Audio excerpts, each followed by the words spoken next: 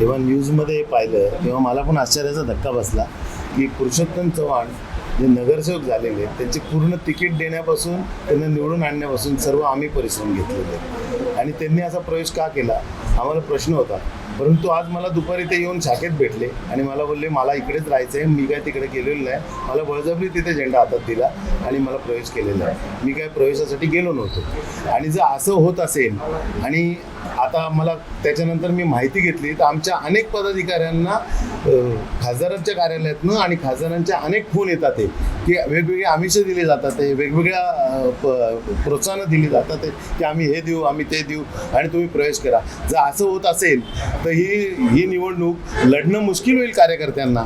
जर सत्तेचा आणि याचा पैशाचा जर माज एवढा येत असेल तर ह्या निवडणुकीत प्रॉब्लेम होईल. आणि असं जर होणार असेल तर कार्यकर्त्यांनी काम कसं करावं. प्रत्येकाला इंडिव्हिज्युअल फोन येतात, हे एकदम अयोग्य आहे.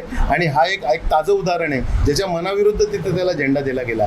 जो त्याची मिसेसची तुम्ही प्रतिक्रिया घ्या, त्याची मेसेज इथे येऊन काय काय बोलली, त्याला घरात काय बोलली, म्हणजे घरातलं वातावरण बिघडतंय.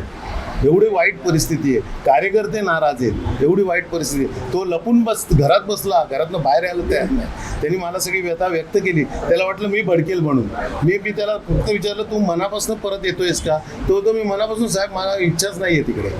हे त्याची वाक्य आहेत. आणि जर असं होत असेल तर हे शिंदे कंपनींना लाज्यास्पद एकदम. अशी निवडणूक लढत असतील तर लाज वाटते. तुमची जर क्रेडिट आहे ना तुम्ही फाईट करा, जे काय असेल ते होऊन जाऊन. एबीपी माझा, उघडा डोळे बघा नीट.